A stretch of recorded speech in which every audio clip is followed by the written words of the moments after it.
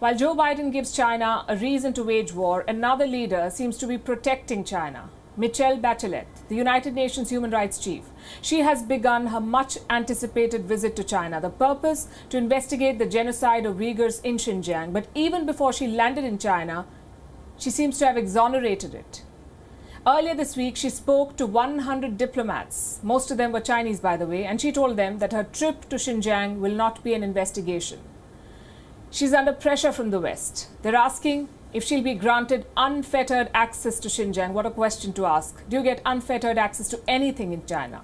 Anyway, the UN Human Rights Chief is being asked such questions, and instead of answering them, she's trying to manage expectations. She said setting high expectations would lead to disappointment. Wise words. But this policy may defeat the purpose of the visit. So why is Michelle Bachelet trying to underplay her own visit?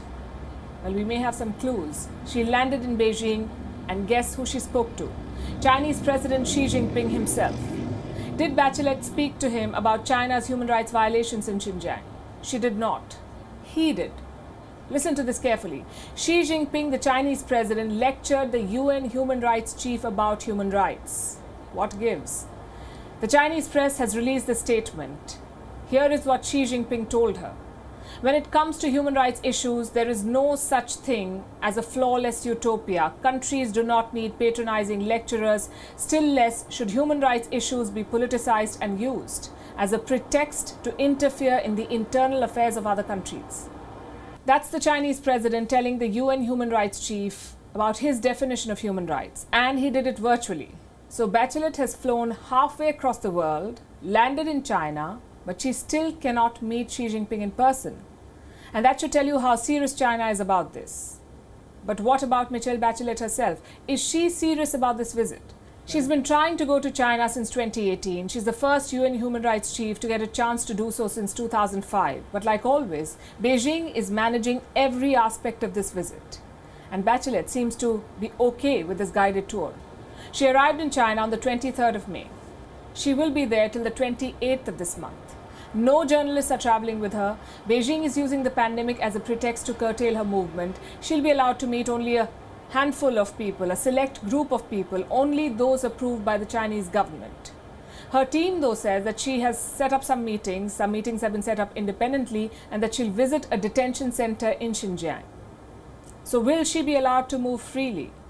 Officials in Xinjiang say her visit will be quote-unquote a closed loop.